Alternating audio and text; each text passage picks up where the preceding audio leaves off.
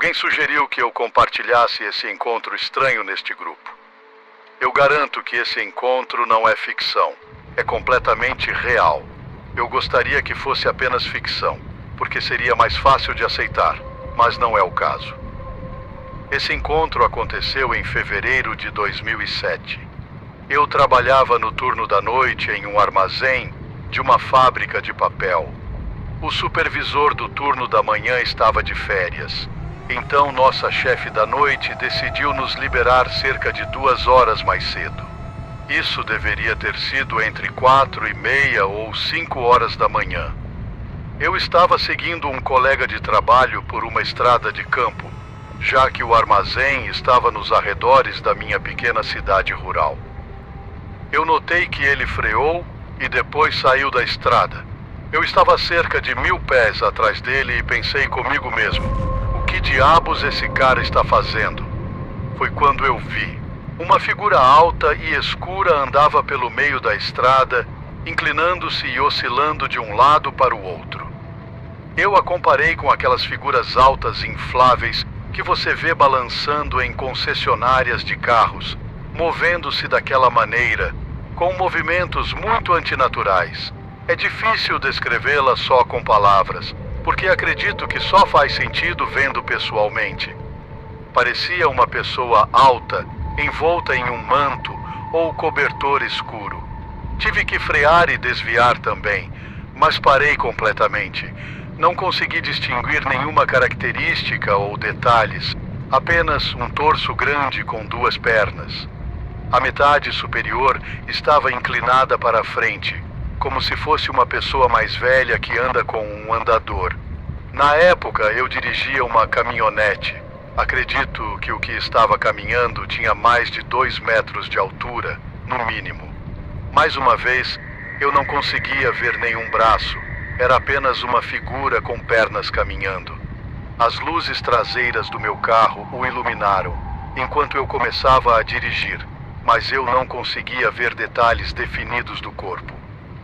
Não vi pelo, pele ou roupas. Era apenas uma figura sólida, não translúcida, grande, espessa e preta, ou, pelo menos, de cor escura, talvez cinza escuro. Meu colega havia estacionado um pouco mais à frente e eu parei ao lado dele. Você podia perceber que ele estava muito assustado. Ele estava dizendo algo como: "O que foi aquilo? Não tinha cabeça", entre muitas outras coisas que pessoas em pânico costumam dizer. Decidimos voltar e ver se a coisa ainda estava lá e tentar descobrir o que realmente era. Desta vez, eu dirigia à frente e ele me seguia. Ao chegarmos ao local, percebi um grande animal preto deitado no meio da estrada. Parecia ser algum tipo de cachorro grande e preto. Parte de mim sabia que isso não era grande o suficiente para ser o que estava andando na estrada, mas tivemos que parar porque estava bem no meio da estrada. Decidi sair para me aproximar, mas meu colega gritava para que eu voltasse ao veículo. Conforme me aproximava do que estava deitado na estrada, ele ergueu a cabeça e me olhou. Seus olhos estavam brilhando amarelos, o que eu atribuí ao reflexo dos faróis. Mas ele rosnou. Parei imediatamente e observei essa criatura se levantar nas patas traseiras, mas depois caiu de novo. Ela se sentou e se arrastou para o lado da estrada como um animal ferido que não conseguia usar as patas dianteiras. Tinha uma aparência típica de um pastor alemão, com um rosto de lobo, mas sua pelagem era macia e fofa. Era bem maior do que a maioria dos cães, mas ainda assim não chegava perto da altura daquilo que estava caminhando pela estrada. Não vi sangue ou ferimentos, então não posso dizer com certeza se estava machucado ou não. Meu colega de trabalho saiu do carro nesse ponto, depois que a criatura desapareceu na linha das árvores. Discutimos o que diabos havia acontecido, e enquanto estávamos conversando, notei que, ao lado de nossos pés, havia um rato. Ele estava parado ao nosso lado, se limpando. Eu o empurrei com o meu sapato e ele continuou a limpar o rosto, como se não tivesse medo de nós. O rato estava sentado em uma posição vertical, nas patas traseiras, usando as patas dianteiras para se limpar. Nunca havia refletido profundamente sobre isso, mas percebi que todas essas ocorrências bizarras envolviam seres em duas pernas. Voltamos para nossos veículos e partimos. Na vez seguinte em que fomos trabalhar, contei aos colegas o que havia ocorrido. Claro, todos riram de nós. O outro cara que viu aquilo me disse que, se eu não parasse de falar sobre isso, ele começaria a negar que aconteceu, e era melhor esquecermos o incidente por completo. Por cerca de 15 anos, eu nunca contei a ninguém até agora. Tentei racionalizar isso de alguma forma, mas mesmo assim não faz sentido. Tentei explicar como um grande cachorro deve ter sido atingido por outro veículo antes de chegarmos lá. Talvez estivesse mexendo com o rato e foi atingido, o que quebrou suas patas dianteiras, e é por isso que ele estava tentando usar suas patas traseiras.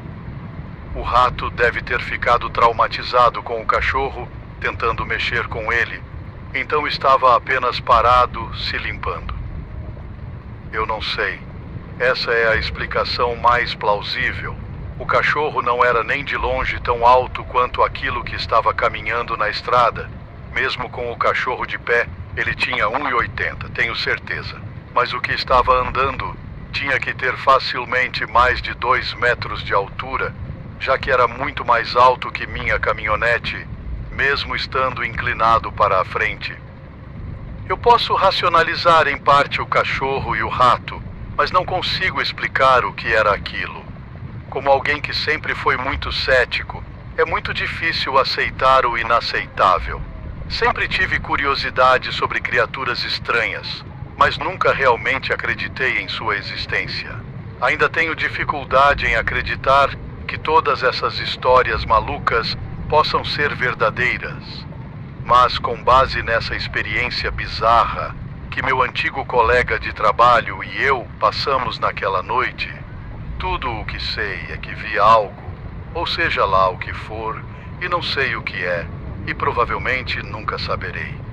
Eu sei o quão louco isso parece, e pessoalmente eu hesitaria em acreditar se alguém me contasse essa história, mas aconteceu. Essa história é de um amigo de infância que me contou e ainda me deixa apreensivo até hoje. Ele estava genuinamente assustado e a família dele confirmou essa história. Então, aqui vai. Basicamente, meu amigo e a família dele se mudaram para uma casa alugada que, segundo ele, estava assombrada. A casa dava a todos uma sensação estranha e todos que a visitavam mencionavam isso. Eu mesmo experimentei essa sensação de apreensão quando ia lá e acreditava na ideia de que a casa estava realmente assombrada. Honestamente, a casa parecia deprimente e você sentia um pavor lastimável. É difícil descrever com palavras, era apenas extremamente desconfortável, para dizer o mínimo. Agora, vamos ao evento que é a base deste relato.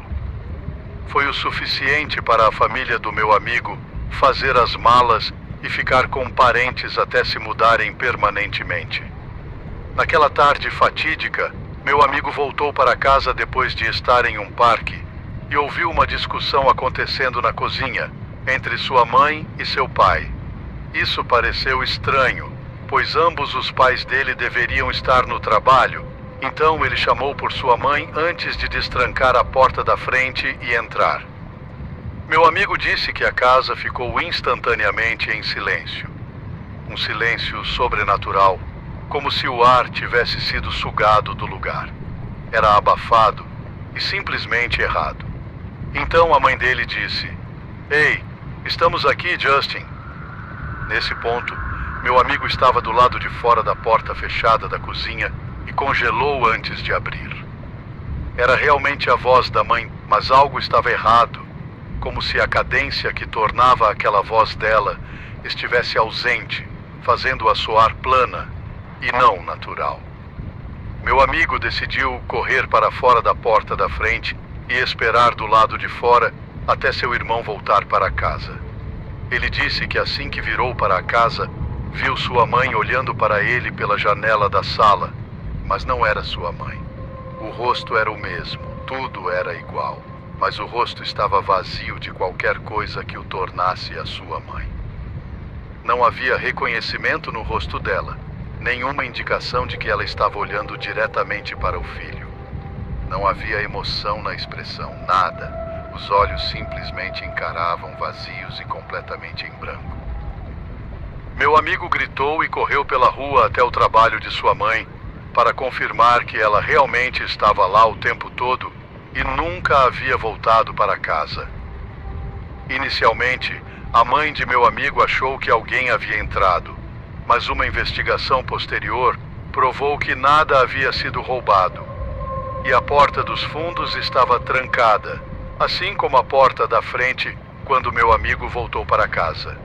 Ninguém conseguia entender quem ou o que meu amigo viu na janela e por que se parecia tanto com sua mãe. Isso foi o fator decisivo para deixar aquela casa e encontrar outro lugar para morar. O proprietário da casa negou que algo assim tivesse acontecido quando eles moraram lá, mas admitiu que os inquilinos não ficavam muito tempo, dizendo que havia algo de errado naquela casa. Uma amiga também me contou que foi a única que viu algo definitivamente sinistro enquanto morava lá. Mas toda a sua família confirmou que sentiam a presença maligna. Isso foi aterrorizante. Já contei essa história provavelmente mais de 100 vezes, e apesar de ser a coisa mais aterrorizante que já me aconteceu, acabei percebendo que ela se tornou uma ótima história para contar. Então, acho que vou compartilhá-la com todos vocês aqui. Vou começar dizendo que sempre odiei acampar. Todos os anos, meus pais me enviavam para um acampamento de verão, o que envolvia pelo menos uma viagem de acampamento na floresta. Apesar dessas viagens, eu sempre as ressenti. A mochila pesada, a falta de banheiros, as aranhas que sempre encontravam o caminho para minha barraca. Aos 16 anos, quando me tornei um conselheiro em treinamento, meu desgosto por toda a experiência mudou brevemente. Naquela idade, éramos apenas alguns anos mais novos do que os acampantes mais velhos, mas tínhamos bastante liberdade para fazer o que queríamos. Na maioria das noites, tínhamos que ficar na cabana com nossos acampantes, mas havia rumores de que a viagem de acampamento era uma oportunidade para os conselheiros em treinamento ficarem bêbados, fumarem e se envolverem uns com os outros depois que todos os outros fossem dormir. O que eu não sabia, no entanto, era que os eventos dessa viagem de acampamento em breve me desanimariam completamente de acampar na floresta. A viagem começou como qualquer outra. No total, éramos cerca de 30 pessoas, incluindo 4 conselheiros em treinamento, cerca de 15 meninos e meninas com idades entre 13 e 14 anos. Seguíamos em fila única pelas várias trilhas e mal podíamos ouvir os sons da natureza por causa das conversas e risadas das crianças. Passamos várias horas atravessando uma densa área pantanosa e subindo uma encosta íngreme, repleta de árvores enormes.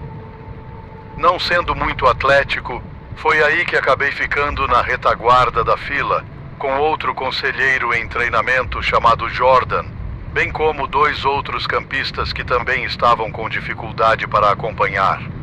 Nós 4 começamos a conversar e, em nosso estado distraído, ficamos cada vez mais para trás em relação ao resto dos campistas, até que o último deles desapareceu de vista. Cerca de 15 metros à nossa frente. Sem nos preocuparmos, continuamos caminhando no mesmo ritmo lento. No entanto, depois de cerca de 30 minutos, A trilha começou a ficar mais plana e comecei a me sentir cada vez mais ansioso. Não apenas o resto do grupo havia desaparecido à nossa frente, mas também entramos em uma área completamente desolada de árvores mortas, metade das quais pareciam ter sido queimadas por um incêndio florestal e a outra metade parecia ter sido morta por doenças. A estranheza da paisagem foi pontuada por uma pequena cabana abandonada no meio da floresta, aparentemente intocada pelo incêndio que assolou aquela região.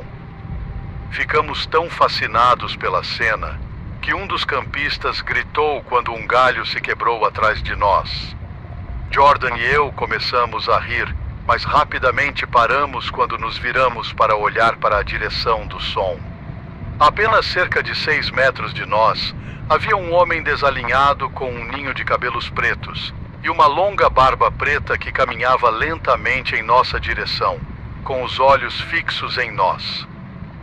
Ele não parecia ter nenhum equipamento de acampamento e não tínhamos ideia de quanto tempo ele estava caminhando atrás de nós.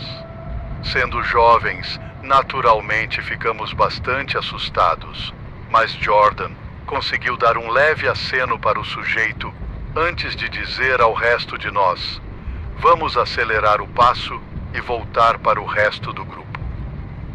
Quando viramos as costas e continuamos pelo caminho sinuoso, o homem murmurou uma pergunta que mal conseguimos ouvir. Agora chocados, Jordan se virou para pedir ao homem que repetisse, e o homem murmurou novamente, um pouco mais alto desta vez: vocês estão acampando? Jordan confirmou que sim, que estávamos a caminho de nosso acampamento. O homem sorriu levemente antes de declarar em um tom assustador e ameaçador: melhor ter cuidado. Nós acenamos e agradecemos de forma pouco convincente antes de continuar nosso caminho para encontrar o resto do grupo. No entanto, desta vez, aumentamos significativamente o ritmo. Embora o homem estivesse seguindo a mesma trilha que nós, quando o vimos, ele não continuou. Em vez disso, simplesmente ficou parado no meio do caminho, nos observando enquanto seguíamos pela trilha sinuosa, até desaparecermos de sua vista. Finalmente, conseguimos alcançar o resto do grupo, que estava esperando por nós. Contamos aos conselheiros adultos sobre nosso encontro com o estranho homem, mas eles simplesmente deram de ombros e disseram que o sujeito provavelmente morava naquela cabana e só queria saber o que estávamos fazendo perto de sua propriedade. Ainda assim, eu estava inquieto com aquele encontro. Quando finalmente chegamos ao local do acampamento, a sensação de desconforto permaneceu em mim. Eu não conseguia me livrar da sensação de que aquele homem de alguma forma nos seguiu. Eventualmente, coloquei isso de lado e consegui me divertir um pouco. Peguei 2 sanduíches quentes que eles tinham roubado dos alojamentos dos conselheiros e tirei um cigarro que tinha guardado exatamente para essa ocasião, para evitar problemas. Decidimos caminhar um pouco pela floresta para fumar o cigarro. Chegamos à beira do rio, onde lavamos nossas panelas e frigideiras. O local em si estava estranhamente silencioso. Eu pensava no homem que encontramos mais cedo e ele continuava aparecendo na minha cabeça. Supondo que eu estava apenas com frio, não ansioso, Jordan me deu seu moletom azul. E isso levou uma das outras meninas a sugerir que trocássemos de barraca por uma noite. E ela poderia dormir na mesma barraca que o outro menino. Eu não tinha absolutamente nenhum problema com isso. Voltamos para nossas próprias barracas separadas, que estavam montadas um pouco afastadas das outras. Discretamente, continuamos comendo os sanduíches enquanto contávamos histórias assustadoras de acampamento uns para os outros. O tempo passou, e um dos meninos estava no meio de contar uma história confusa que ele claramente estava inventando na hora. quando de repente ele parou. No silêncio podíamos ouvir o que parecia passos, pisando em agulhas de pinheiro a cerca de 12 metros de distância, perto de uma das barracas de outros acampantes. Enquanto nos esforçávamos para ouvir o que estava acontecendo, os ruídos pararam. Embora tenhamos assumido que fosse apenas um dos campistas levantando para ir ao banheiro, todos nós estávamos exaltados pelas histórias assustadoras, então decidimos encerrar a noite e voltar para nossas barracas. Jordan seguiu o exemplo e fizemos nosso caminho de forma estranha antes de eventualmente dormirmos. Não sei que horas eram, mas deveria ser bastante tarde quando acordei repentinamente com o som distintivo de passos andando ao redor ou perto de nossa barraca. Meu corpo ficou tenso de adrenalina e eu tentei ficar o mais imóvel possível e controlar minha respiração. Pelo som, ficou claro que alguém estava a menos de 1 metro da frente da nossa barraca, aparentemente indo e voltando. Virei para acordar Jordan, mas fui imediatamente tranquilizado quando vi que ele não estava ao meu lado. Assumindo que Jordan era a pessoa que eu estava ouvindo, fechei os olhos e comecei a relaxar. Mas de repente, ouvi o zíper da barraca sendo aberto. Senti Jordan deitar-se ao meu lado depois de alguns momentos e ele começou a me abraçar como se estivéssemos dormindo juntos. Achei que era brincadeira dele. Quase adormecendo novamente, percebi que precisava ir ao banheiro. Murmurei algo sobre isso e comecei a abrir o zíper da minha sacola de dormir. Isso aparentemente irritou Jordan, e ele virou-se preguiçosamente, puxando seu moletom sobre a cabeça enquanto continuava a cochilar. Levantei-me e vesti meus sapatos, caminhando até a área designada para urinar. Enquanto estava lá fora, ouvi barulhos vindos do acampamento, como se alguém estivesse mexendo em nossos suprimentos.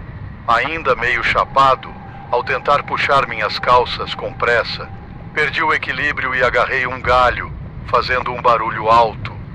Tentei me recompor o mais silenciosamente possível, mas quando finalmente olhei, vi uma figura se movendo em direção ao nosso acampamento. Antes que eu pudesse pensar, fui cegado pela luz forte de uma lanterna que brilhava diretamente nos meus olhos. A luz estava ficando cada vez mais brilhante, então quem quer que fosse estava se aproximando de mim. Paralisado de medo, o sujeito chegou a 3 metros de mim antes de ouvir a voz de Jordan dizendo: "Desculpa, sou só eu." Senti um alívio temporário, mas então Jordan me perguntou algo que me confundiu muito. Ele disse: "Você viu meu moletom azul? Eu sei que você me deu de volta, mas acho que um dos campistas pode ter roubado da minha mochila enquanto eu dormia." Depois de uma breve pausa, consegui balbuciar: "Mas você estava usando o moletom quando voltou para a barraca." O que ele disse em seguida fez meu sangue gelar. "Do que você está falando? Ele está desaparecido desde que voltamos do rio. Até desci lá para ver se o deixei por acidente, mas ainda não consegui encontrá-lo. Pensei em verificar as mochilas dos meninos, e foi quando eu te vi." O terror se apoderou de mim ao perceber que a figura que havia entrado na barraca e deitado ao meu lado não era Jordan. Sentindo que algo estava errado, Jordan insistiu em voltar para a barraca para verificar pessoalmente. Lentamente e o mais silenciosamente possível, voltamos para o lado da barraca. Jordan ligou sua lanterna e a apontou para dentro da barraca através do nylon. Ele soltou um grito agudo ao ver a clara silhueta de um homem imóvel dentro da barraca. O que aconteceu em seguida é um pouco confuso. Corremos até as barracas, onde os conselheiros mais velhos estavam dormindo, e desesperadamente abrimos os zíperes das barracas, gritando para que eles saíssem. Havia um homem dentro de nossa barraca. Lembro-me do pânico se instaurando enquanto nossos conselheiros mais velhos acordavam lentamente, mas depois de mais gritaria, eles finalmente entenderam a gravidade da situação. Enquanto havia uma agitação próximo à nossa barraca, ao chegarem lá, encontraram-na aberta, com muitas de nossas coisas espalhadas pelo chão. Depois disso, ouvimos os conselheiros pelo rádio, pedindo ajuda à base do acampamento e chamando a polícia. Podíamos dizer que eles estavam tão assustados quanto nós. Acho que nenhum de nós conseguiu dormir depois disso. Felizmente, tivemos que esperar apenas algumas horas para o sol nascer. Nesse momento, alguns dos outros conselheiros mais velhos chegaram com armas para nos escoltar de volta ao acampamento principal. Durante o trajeto de volta, um dos campistas encontrou o moletom de Jordan amarrado a uma árvore no caminho, como se fosse algum tipo de marcador. Jordan decidiu deixá-lo lá. Até hoje, ainda não consigo afirmar com certeza se o homem que encontramos na barraca era o mesmo que cruzamos no início da trilha. Aquele rosto e aquela noite continuam me assombrando.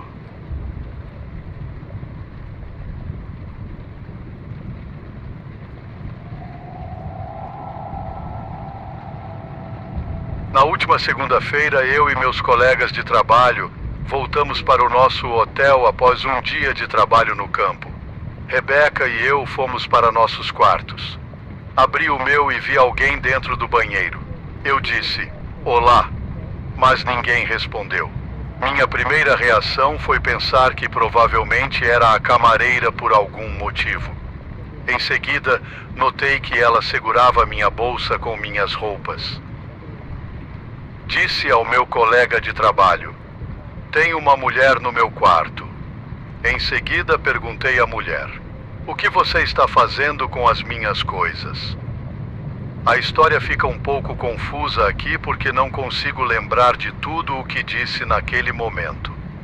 Ela apenas continuou murmurando sobre como sua chave ainda funcionava e que foi assim que ela entrou. Eu estava em choque. Ela obviamente estava muito nervosa por ter sido pega em meio a um roubo. Ela largou minhas bolsas e ficou mexendo em sua bolsa de mão e em um saco plástico branco. Nesse momento, meu colega de trabalho estava atrás de mim, assistindo a toda a loucura se desenrolar. A mulher, claramente atrapalhada, caminhava em direção à porta. Perguntei, "O que tem na bolsa?" Pensando que pudesse haver algo meu ali. Ela disse, Não, são apenas minhas coisas. Eu vou te mostrar." E assim o fez. Eu olhei e na verdade não vi nada que fosse meu. Então, obviamente, ainda em choque, deixei-a ir embora. Fui para o meu quarto e ele estava revirado. Fiz uma rápida verificação para ver se algo tinha sido levado e todos os meus eletrônicos ainda estavam lá. Fui ao banheiro e encontrei minhas roupas íntimas, biquíni e outras peças espalhadas pelas minhas bolsas. Até meu passaporte estava lá. Então, olhei para a Bia e percebi que ela tinha mexido nos meus remédios. Naquele momento, não tenho certeza do que estava passando pela minha cabeça, exceto que eu só queria recuperá-los. Então, rapidamente saí pela porta para encontrá-la. Corri para a lavanderia no andar de baixo e para os lados do hotel, mas não a vi em nenhum lugar. Rapidamente percebi. Como eu sabia que não conseguiria encontrá-la, meu colega de trabalho e eu descemos ao lobby e chamamos a polícia. Ao retornarmos ao meu quarto, notei um taco de metal na cama, um pouco maior que um taco de beisebol tradicional, com uma lanterna acoplada na ponta. Ela deve ter deixado para trás com pressa. Ela também esqueceu um colar que deve ter caído da bolsa dela quando ela estava mexendo na minha. Eu estava principalmente em pânico naquele momento, porque pensei que ela tinha conseguido pegar meus remédios que eu realmente precisava. A polícia acabou chegando e coletou nossos depoimentos e olhou ao redor do quarto.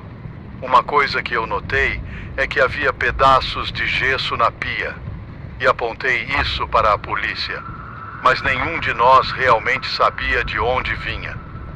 Começamos a olhar a porta e as janelas para ver se ela tinha se infiltrado de alguma forma. Não havia nada, então meio que aceitamos a ideia de que ela tinha uma chave reserva ou algo assim, embora a recepção do hotel tenha insistido que isso não era possível. Após coletarem nossos depoimentos, os policiais se retiraram. No entanto, retornaram mais tarde com mais 2 colegas, pensando que a mulher poderia ainda estar nas proximidades. Mas, depois de um tempo, perceberam que não havia muito mais a fazer e se foram. Sentei-me para finalmente fazer algumas ligações para contar às pessoas. Enquanto estava ao telefone, olhava para o gesso no espelho na parede logo acima da pia. E então percebi. Chamei meu colega de trabalho e pedi para ela me ajudar a tirar o espelho da parede. Ao retirarmos o espelho, encontramos um buraco que seria do tamanho exato para alguém se espremer. Meu chefe disse que ainda havia 2 policiais no estacionamento, então desci para contar a eles.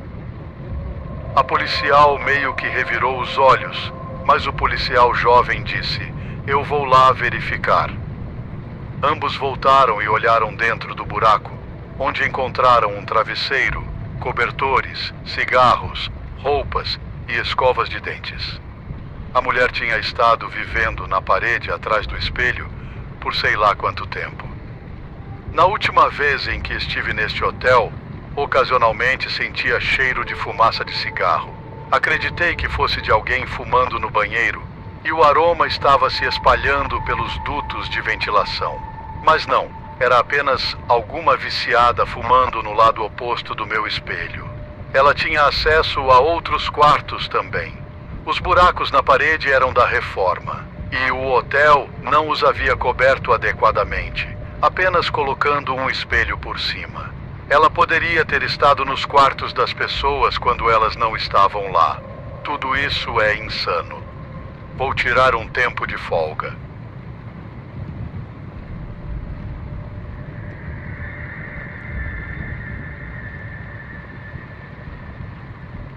Uma vez, fui a um bar com um dos meus amigos. Eu tinha acabado de completar 21 anos. Então ainda não tinha frequentado muitos bares até aquele momento. Meu amigo já havia começado a beber antes de chegarmos, por isso estava bem bêbado quando entramos. Quando nos sentamos no bar, uma garota bonita veio até nós e começou a conversar comigo e meu amigo.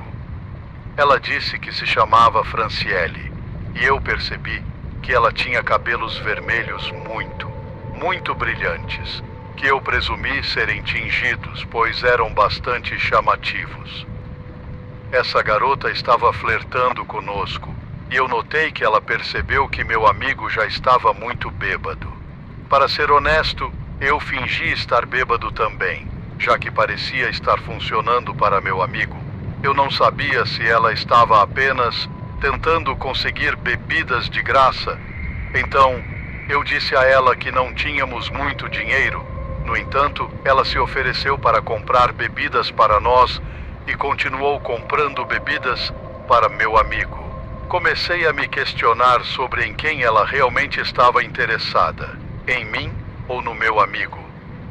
Meu amigo foi ao banheiro e quando ele voltou, foi expulso pelos seguranças por estar muito bêbado. Franciele e eu fomos para fora com ele e ela continuou dizendo para ele ir para a casa dela. Ele estava tão fora de si que mal conseguia responder. Expliquei a ela que ele estava muito bêbado e não podia deixá-lo ir, pois não queria que acordasse em um lugar desconhecido sem lembranças.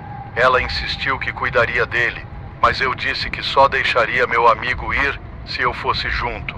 Eu presumi que ela achou que eu estava com ciúmes ou algo assim, ou que estava bloqueando a situação. Mas meu amigo claramente tinha perdido o interesse nela naquele ponto. Ela imediatamente começou a flertar comigo e ofereceu-se para chamar um táxi para levar meu amigo para casa. Ela então sugeriu que fôssemos para a casa dela sozinhos. Nesse ponto, eu já tinha bebido algumas doses e estava um pouco embriagado, então concordei. Nós levamos meu amigo até o táxi e depois fomos para o carro dela. No caminho, tropecei um pouco e ela comentou sobre o quão bêbado eu estava, sorrindo e segurando meu braço. Eu concordei, mas por algum motivo me senti um pouco tímido e ansioso naquele momento. Tudo estava acontecendo rápido demais para mim.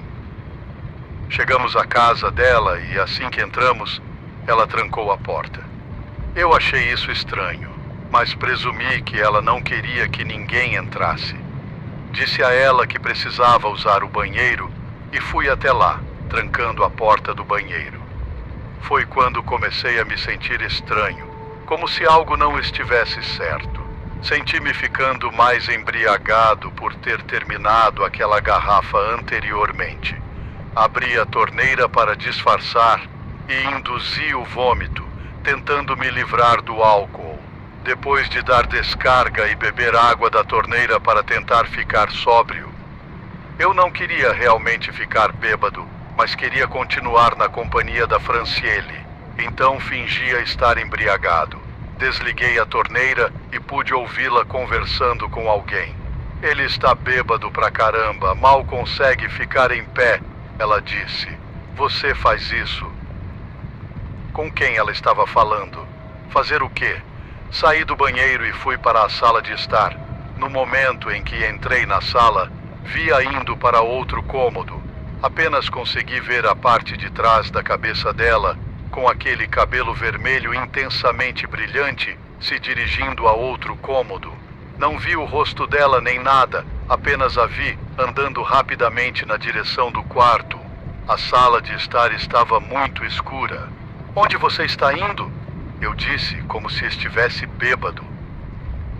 Voltei à sala escura e ela veio em minha direção dizendo: vamos para o meu quarto. Eu olhei para o seu cabelo vermelho brilhante e depois para os olhos dela, que estavam diferentes. O rosto dela era diferente. Era outra garota com o mesmo cabelo. Era uma peruca o tempo todo. Ela trocou com a outra garota da mesma cor que vi antes. Meu coração parecia ter parado, mas tentei parecer como se não soubesse que era uma garota diferente. Sorri para ela e disse que precisava usar o banheiro mais uma vez, porque estava muito bêbado. Ela disse que estava tudo bem e pediu apenas que eu fosse rápido. Fui para o banheiro e tranquei a porta.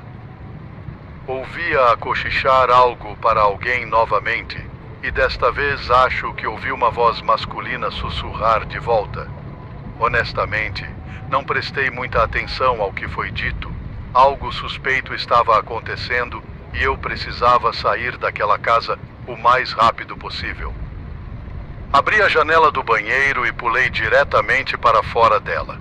Em seguida, corri mais rápido do que jamais havia corrido em toda a minha vida.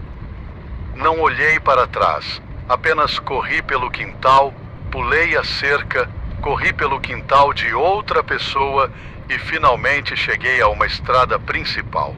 Continuei correndo até avistar uma loja de conveniência 24 horas.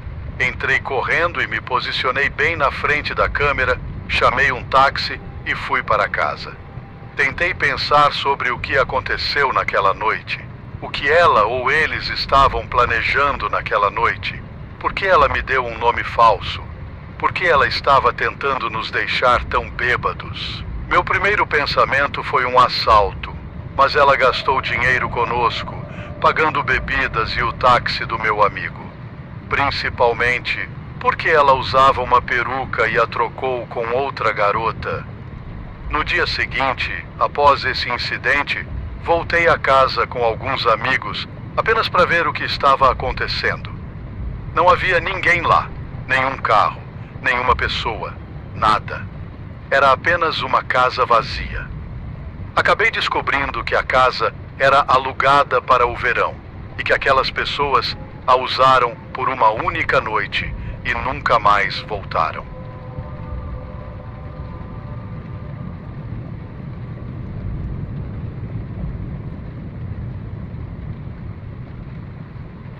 Em 2007, estava prestes a entrar no segundo ano da faculdade e meu irmão Mateus ainda estava no ensino médio. Nós temos 2 irmãos mais novos, que na época estavam na idade da escola primária. Meus pais decidiram fazer uma viagem para comemorar o 20º aniversário de casamento naquele ano. Então meu irmão e eu fomos os voluntários para cuidar dos nossos irmãos mais novos, Carlos e Luiz. O melhor amigo do Mateus, Christian, ficou conosco enquanto meus pais estavam fora e nos ajudou a planejar atividades divertidas para os meus irmãos mais novos. Uma ideia que eles estavam realmente animados era uma viagem de acampamento, já que nossa família não era muito do tipo que gostava de atividades ao ar livre. Eles se animaram com a ideia de cozinhar o jantar sobre uma fogueira e pescar no riacho. Como era início do verão, estávamos em um clima quente e um céu claro e bonito para observar as estrelas.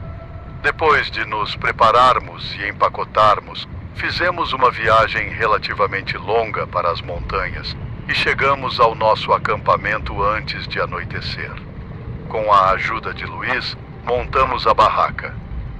Foi estranho, pois não havia outras pessoas acampando naquele lugar, o que era incomum para essa época do ano. Após terminarmos o jantar, meus irmãos mais novos estavam prontos para dormir. Então, Mateus, Christian e eu ficamos acordados um pouco mais, conversando e nos preparando para o dia seguinte.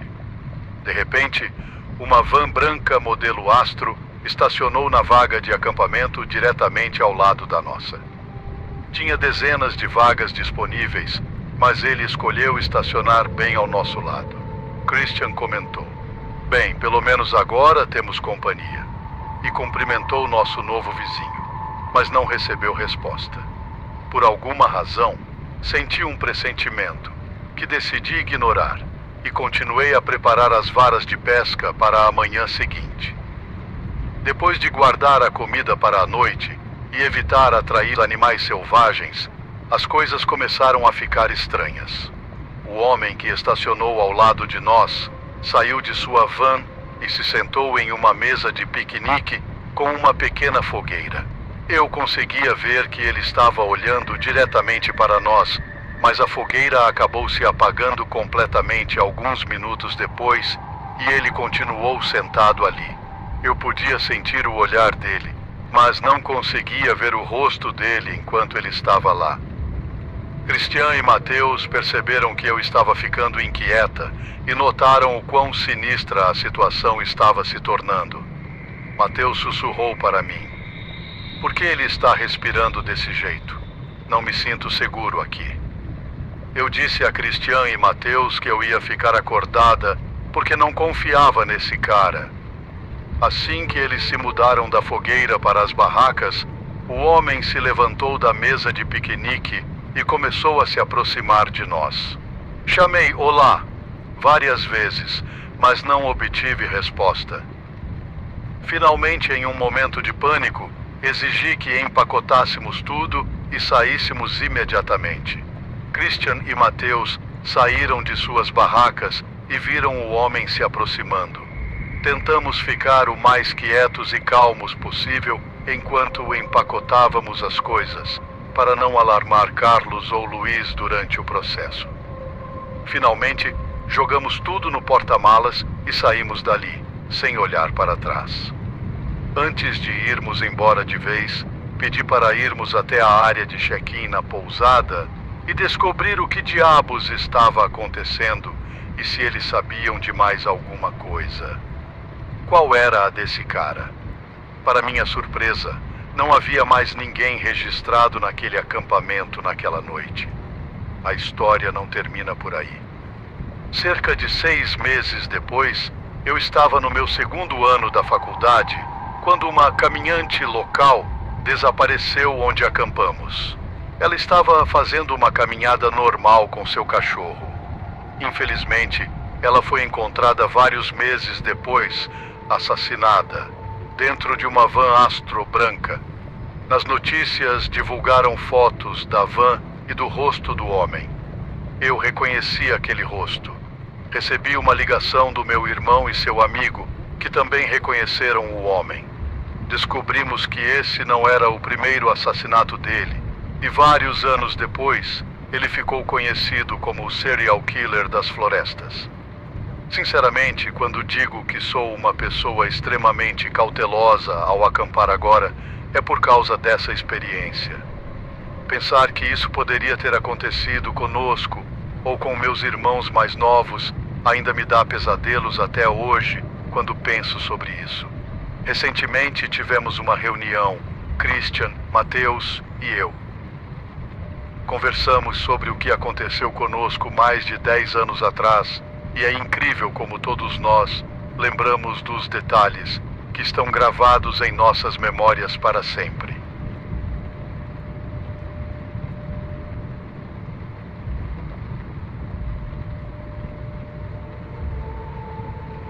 Quando eu tinha por volta de 10 ou 11 anos, dividia um quarto com meu irmão, que tinha cerca de 15 anos na época. Morávamos em São Paulo, em uma área que não era a melhor, mas também não era assolada pelo crime. Nosso quarto tinha 2 janelas. Uma dava para o quintal e a outra se conectava com a calçada da frente. Essa segunda janela era útil para meu irmão sair sorrateiramente e encontrar seus amigos. Se você pisasse nessa janela, já estaria na calçada. Ou seja, qualquer pessoa que estivesse lá poderia facilmente acessar nossa janela. Nunca me incomodei com essa ideia, porque, honestamente, nunca passou pela minha cabeça. Minha cama estava alinhada com essa janela, e a do meu irmão ficava de modo perpendicular à minha. Era uma disposição estranha, mas isso é meio irrelevante. Naquela época, não tínhamos smartphones ou laptops para nos manter entretidos. Então, nas noites em que não conseguíamos dormir, ficávamos acordados conversando um com o outro e inventando jogos bobos para passar o tempo. O evento que vou contar aconteceu durante o verão e ficamos acordados até altas horas da noite, aproveitando a falta de aulas no dia seguinte.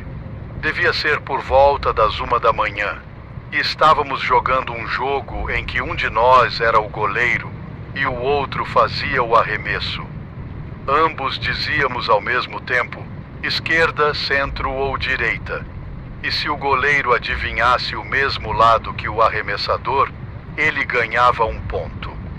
Se o arremessador escolhesse uma posição diferente da que o goleiro disse, ele ganhava 1 ponto.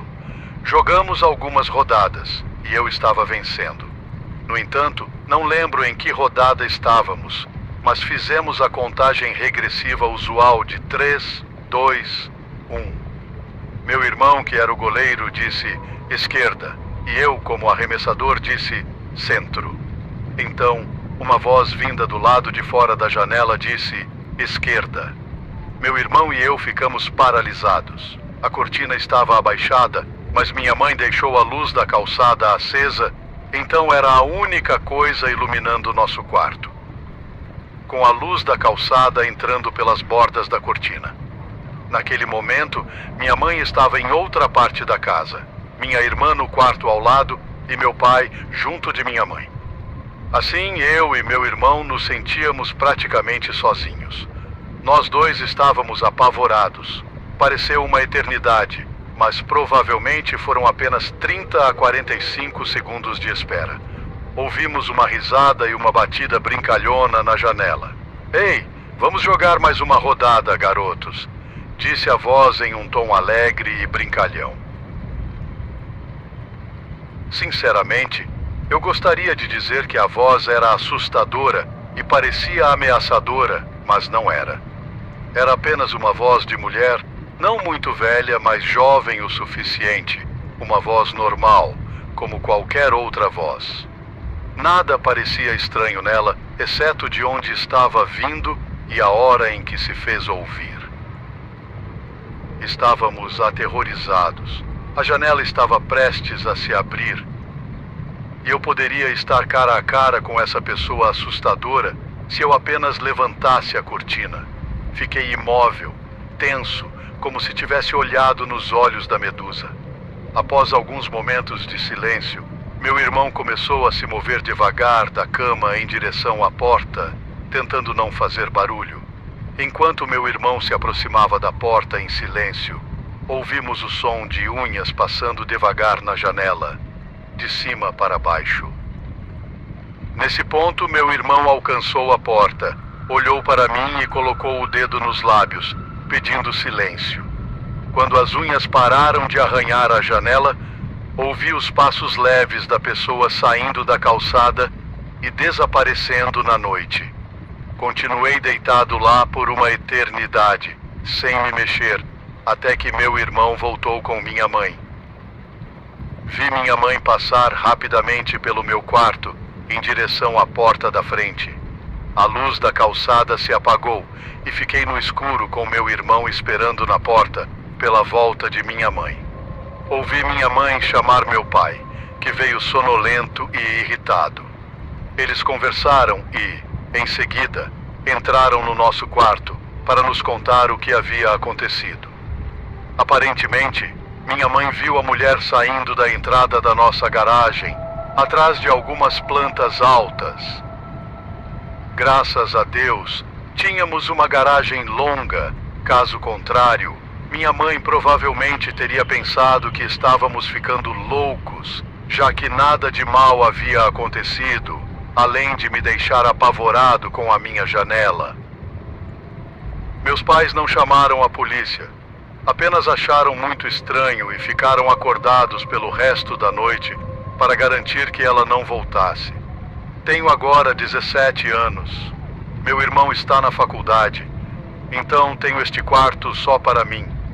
Minha cama ainda toca na janela porque sou preguiçoso demais para mover o resto dos móveis do quarto e afastar a cama da janela. Essa janela nunca mais foi aberta desde aquele incidente e provavelmente nunca será.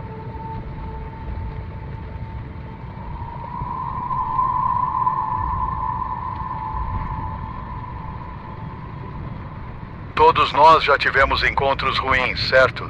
Este é o único encontro que tive até hoje que acendeu tantos alertas e levantou tantas bandeiras vermelhas. Vou começar dizendo que não saio para muitos encontros, mas quando o faço, garanto seguir os protocolos de segurança, como ir ao meu encontro em lugares públicos e deixar minha família ou amigos saberem onde vou estar, além de estacionar em um local movimentado próximo ao local do encontro.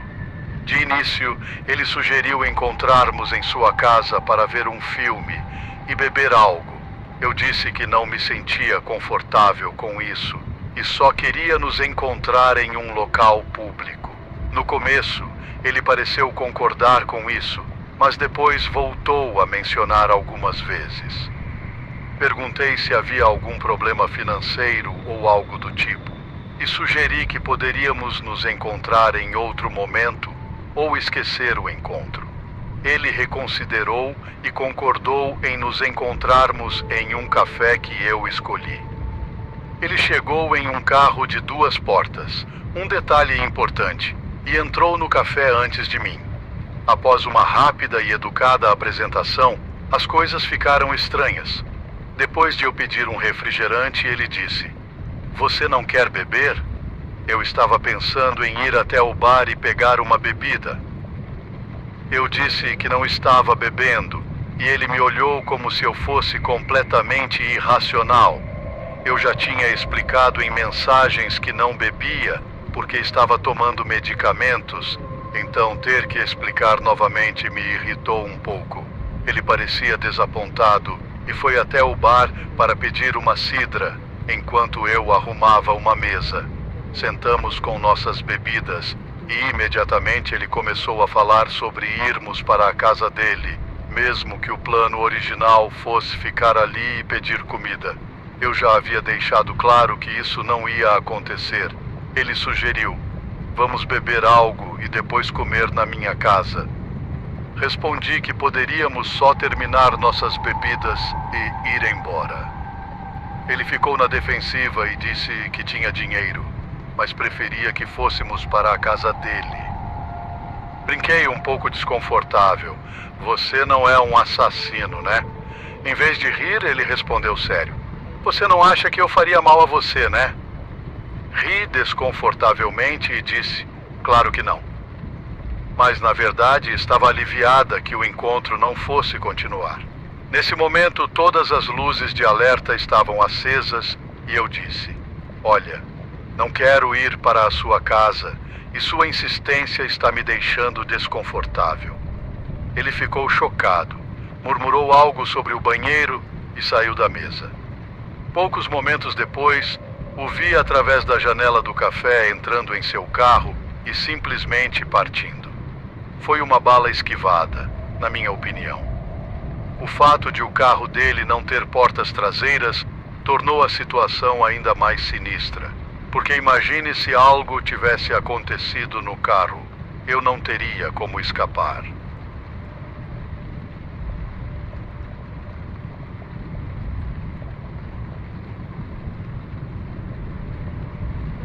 Isso aconteceu no outubro passado, perto do Dia das Bruxas. Meus pais e meu irmão estavam fazendo uma viagem de Maranhão até o Pará para ajudar minha avó a se mudar para nossa casa, e eles não estariam de volta por alguns dias. Naturalmente, pensei que seria bom ter a casa só para mim por alguns dias, em vez de viajar por horas de carro. Na segunda noite, enquanto eu estava aproveitando o tempo sozinho em casa, meu coração afundou quando ouvi algo que parecia quase como uma mão batendo contra a janela do meu quarto. Minha casa é de um andar em uma área rural com poucos vizinhos. Depois de descartar qualquer possibilidade de ser um animal ou algo natural, decidi dar uma olhada por mim mesmo. Então, movi as cortinas para ver se podia ver alguém correndo, esperando que fosse apenas uma brincadeira. Fiquei quase irritado ao ver que não havia ninguém. No entanto, o que aconteceu em seguida transformou a situação de irritante para assustadora. Comecei a ouvir a maçaneta da porta sendo sacudida e girada com força, causando quase um estrondo na porta. Por causa disso, meu cachorro começou a latir alto, aumentando minha adrenalina na situação. Pensando que ainda poderia ser uma brincadeira de um dos meus poucos amigos, comecei a gravar um vídeo no Facebook para enviar aos meus amigos, na esperança de que eles pudessem confirmar se era um deles. O primeiro vídeo começa comigo parado a alguns passos de distância da porta para ver se eu conseguia gravá-la, sendo movida novamente. E eventualmente tentei gravar do lado de fora das portas de vidro. O vídeo termina quando fico aterrorizado ao ouvir atrás de mim que a porta dos fundos da minha varanda com tela foi forçada. Antes mesmo de eu conseguir me virar, meu telefone cai no chão. Enviei o primeiro vídeo para meus 3 amigos. Quem quer que estivesse atrás da minha casa ainda não conseguia entrar, mas estava me deixando assustado ao saber que não tinham medo. Esperei alguns minutos e 2 dos meus amigos enviaram fotos de suas casas, alegando inocência e pedindo para mantê-los informados. Ainda um pouco assustado, percebi que meu último amigo, Felipe, tinha aberto o Facebook, mas não tinha respondido, o que, ironicamente, seria a pessoa do meu grupo mais propensa a fazer algo assim. Sentindo-me mais confiante de que era Felipe, decidi começar um novo vídeo com o flash ligado e tentar dar uma olhada no quintal, ver se havia alguém na grama aberta. Após garantir que a porta da frente estava trancada, saí esperando que Felipe pulasse para me assustar e verifiquei atrás de alguns arbustos e madeira descartada ao lado da casa. No entanto, fui recebido apenas pela escuridão e silêncio. Depois de apenas 15 segundos do lado de fora, Imediatamente me senti desconfortável com a situação em que me colocava. Meus medos falaram mais alto e decidi voltar para dentro. Parei o vídeo e retornei para a minha sala. Finalmente, Felipe respondeu ao meu vídeo, fazendo minha respiração parar quando vi uma foto dele na cama com a namorada dizendo: "O que diabos é isso, cara? Chama a polícia." Imediatamente, liguei para o 190 e verifiquei se nenhuma janela ou porta estava destrancada. Fui aconselhado a manter todas as portas trancadas e a ligar novamente se ouvisse mais ruídos de entrada forçada.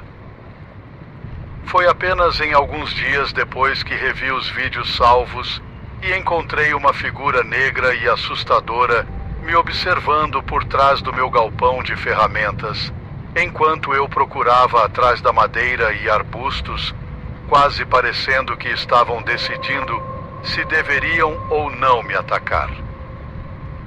Vê-lo pela primeira vez e até agora me faz querer vomitar de medo. Nada aconteceu desde então, mas ainda me pergunto como alguém sabia que eu estava sozinho naquele dia e o que poderia ter acontecido se eu tivesse feito contato visual com a figura que observava do canto do galpão. Gostou do nosso conto de hoje? Então comente, compartilhe, curta, inscreva-se e ative as notificações. Quer colaborar conosco? Envie sua história e a produziremos no canal. O próximo conto pode ser o seu.